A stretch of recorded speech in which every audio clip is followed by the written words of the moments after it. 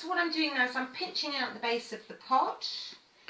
I've got my lovely seat that I got from a second-hand shop in Sneinton Market.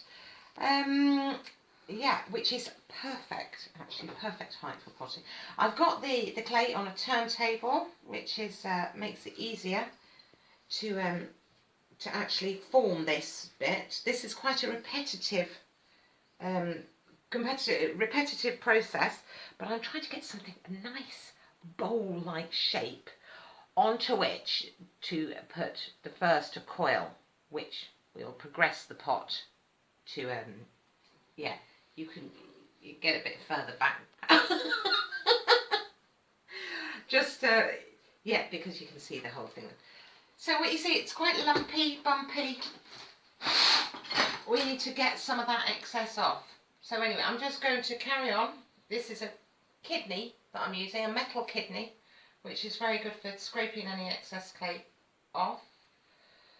But really you want to get to a point where you've got pretty much the shape that you're happy with before you start using this, but it is good for taking excess clay off.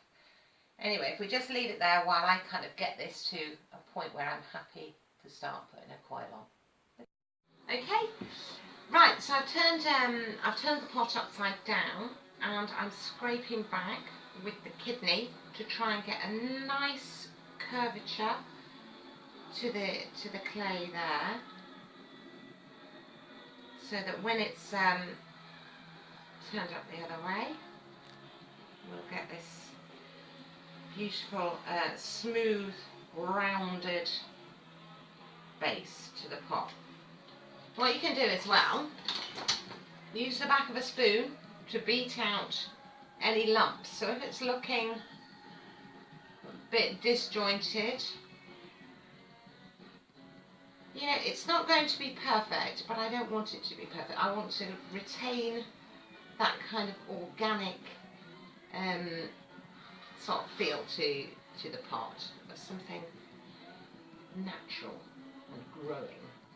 So I'm just going to beat out those lumps. So you can see, just bringing it in. Can you see that? Yeah, so just getting a nice, more of an even curve on it. Not that even over this side, but never mind. Yeah. Okay, so what you'll notice when you're doing this process is you will discover sort of if there are any air bubbles in which case you really need to pull those out. Just scrunch the clay over it, get rid of the bubble. Okay, but they will appear, you'll just feel them like little blisters under the clay. Now I'm just concentrating on doing this bit of the base, because it's quite difficult once you start to extend the pot upwards to actually get back to this area, to turn over the pot again. Right, I think I'm out of air bubbles there, that's fine.